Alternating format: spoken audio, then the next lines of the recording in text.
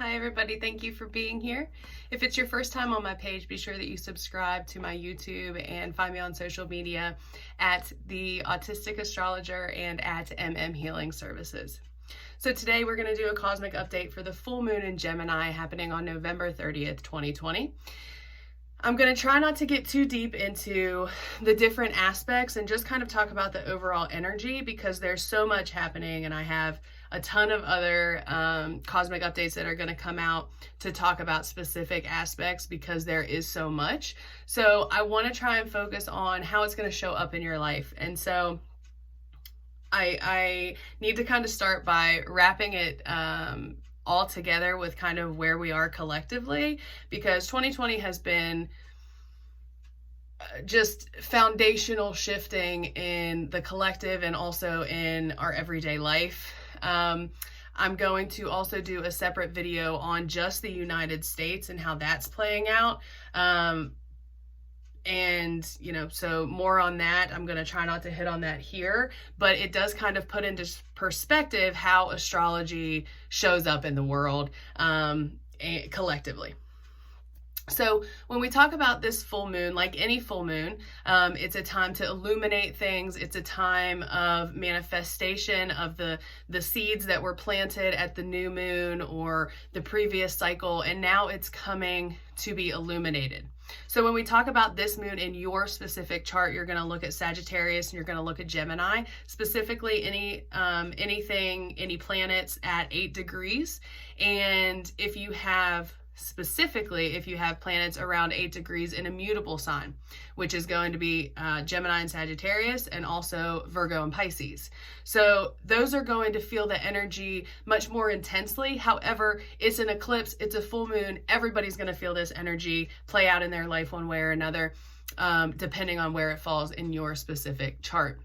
When we talk about the energy today, we're talking about it in a collective setting. So everything might not resonate for you exactly. Again, it's going to be based on your specific natal chart. If you have any questions, you want to book a session or a reading, you can do so right on my Facebook page, or you can message me on any of my platforms. So again, full moon, we're illuminating, we're manifesting, we're being shown things that need our attention, that we need to reassess or readjust in or release as we move through the end of the moon cycle. This is going to pull us back to, I think it was the end of May, I believe right around the 22nd of May, but when eclipse season came in and it was the new moon in Gemini, this cycle is coming back to that. So you may see a similar theme as you saw happening back in May, the end of May. So just kind of think back. If you journal, it's a great time to kind of flip back and see what was coming up for you around that. See what's coming to closure or fruition as we move through this next eclipse cycle. Being an eclipse, it means it is tied very closely conjunct to the moon nodes, which are often seen as karmic energy. And so when we have eclipse season, we are being asked to release something that is an ongoing pattern in our lives or in our generational line or in our past lives, and or all of them. So eclipses are big for us to be able to release and kind of step into our next step of life. An eclipse here is like we've reached the top of this point, and now it's time for us to, move forward, move on. We've graduated, etc. So this is in Sagittarius and Gemini, and this energy, Gemini moon is ruled by Mercury, and we're talking about the lower level of the mind when we talk about this Gemini energy, meaning lower energy, meaning human interaction. And what we're in, we have a choice. So Gemini is the Lover's card in tarot, and we have a choice to stay with the lower level mind or evolve into the higher level mind, which is more of the Uranian energy, because Uranus has a lot of energy that comes up in this moon as well. I'm not getting into the aspects because I have heard your feedback. So anyway, if you're interested in it, put it down in the comments or shoot me a message, and I'll be happy to talk to you about aspects. But we have a choice to move past the lower mind of someone else telling us what our truth is, or allowing people to project their truth onto us. Whereas this Uranian energy, this higher mind aspects, allow us to get the information intuitively from our internal self and our internal truth and the universal truth and knowledge. And it's a complete shift in the way that we think, the way that we perceive information, the way that we share information, what information we find relevant to share. And just, you know, Sagittarius is about the expansion of truth and consciousness, and we're really coming into that here, and we will continue to. December is going to have a huge shift into this new, you know, air energy as we move into Aquarius. Sagittarius is a fire sign, but it has a lot of air entities. It's ruled by Jupiter. Jupiter is, you know, has a guardian of Mars. Mercury. So there's that energy, that communication there, that consciousness and higher knowledge comes in with Sagittarius as well. Gemini also is involved in community, media, free press, social media, and just regular conversation and things around that. So the other piece we're going to see here in this moon energy is what of those things are worth our time and our energy now? You know, over this year, we've really had to change the way we communicate, the way we connect with people, our relationships. They've all been checked, and that's big energy around this Gemini, and it's been holding the North Node for a while and will continue to have it there. But, you know, so we're really being pushed into this change in thought, communication, ideas, the way we connect, community in general. And so we're going to see that continued, because that's also very, you know, Aquarius is more of the broader spectrum of humanity, right? And Gemini is more of the community groups, you know, smaller versions of that Aquarian.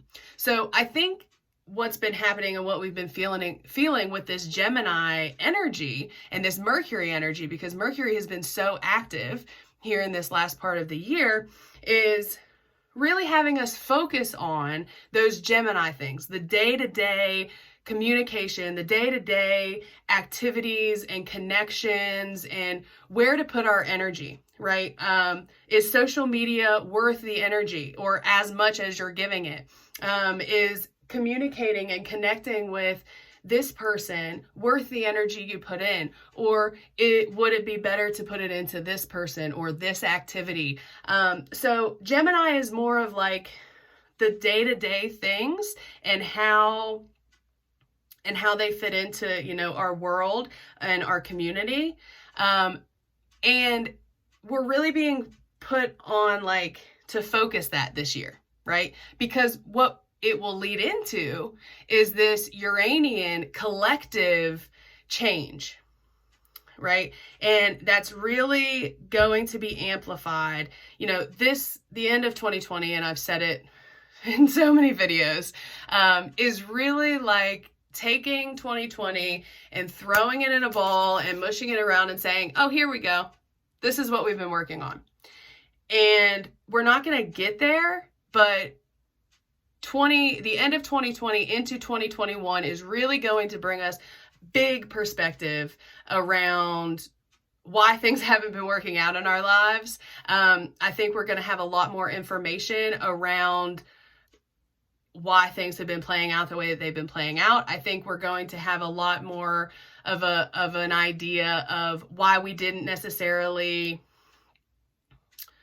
get sucked into some of the societal beliefs. I think there's going to be truths and things that come out of the shadows as we move forward. And you'll see that and hear that from a lot of different people. You know, astrologers, intuitives, psychics, people that study numerology. Are they numerologists? I'd imagine. So anyway, this is a very common theme of things that we see throughout the communities and talking about as we move forward. So, you know, the sun is in Sagittarius. This is rules, laws, higher thinking, belief systems, religion. And so all of these things are being kind of hit, if you will, as we move you know, through this. And the Gemini full moon really amplifies where we're going, because all of the planets at that point are going to finally be direct, except for Uranus. And again, Uranus is a key player in this moon, and as we move forward, it doesn't come out of retrograde until 2021. So it is a key player, but everything else is moving forward, and that's very new for this year. We've been held back a lot, as we know, and astrologically, it shows as well. And now everything, you know, on the day before, 2 days before. So the 28th, Neptune goes direct, and that'll be the last planet other than Uranus. And then 2 days later, we have this eclipse. And so I've been saying, right, we're going to start to feel things start moving gradually, quicker and quicker. And then we hit this eclipse, and it's going to kind of, you know, Gemini energy is active, right? Sagittarius energy is active. So we're going to feel the energy start to ramp up. And, you know, eclipses are a week before and a week after. So you might already be feeling that. And you might not feel it until you get a little bit further into the first week of December. But regardless, as we get into December, it's going to keep ramping up. And then we hit that, you know, middle of December, we have our next moon, and then we have the solstice and, you know, big shift in energy moving into Aquarius. And things are just going to, you know, I'm going to have videos on it. What I do want to say is I've seen a lot of astrologers and, well, just people in general really talking about the fear that is coming with these changes. And I want to address it because there's a lot that plays into it, right? And I'm going to talk about this a little bit more in the United States cosmic update I'm going to do, because it really ties into that. But there is a bigger thing playing out here, and it has to do with Pluto. Pluto is in Capricorn and has been in Capricorn and will continue to be in Capricorn. And Capricorn holds our foundations, our structures, our authority figures, politics, government. Capricorn holds all that. Pluto is the destructor, the destroyer. Pluto comes in and finds things that are hidden, finds things that are in the shadows, finds things that don't hold integrity, don't hold truth, and exposes them, breaks them down, deconstructs them. So this is Scorpio energy, Pluto, so that we can rebuild something that's better, something that's more truthful, something that's more fair, something that's more evolved. So this is where we are, and we're like, we still got a couple years before Pluto leaves Capricorn. Actually, that might not be true. Hold that thought. Yeah, okay. So 2023, it'll move into Aquarius. That's what I thought, but I wanted to make sure. Okay, so 2023 is when it will move into Aquarius and out of Capricorn. So we're in this big shift of tearing down those frustration, or tearing down and deconstructing all of that Capricorn stuff. Okay, so that's the bigger picture of what's happening. Yeah, so that's the big picture.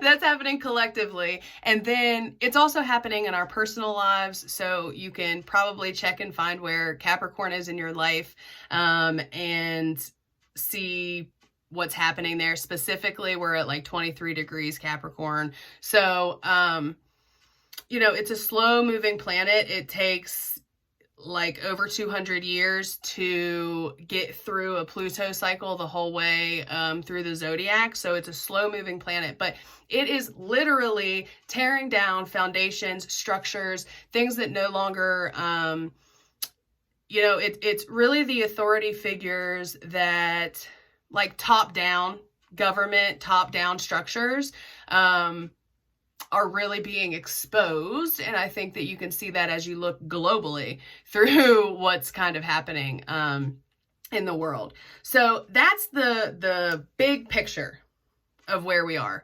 And that is the energy surrounding what we're coming into with this eclipse moon cycle. There is way more in it, and I am not going to talk about it. So yay me. I hope that you made it through this far.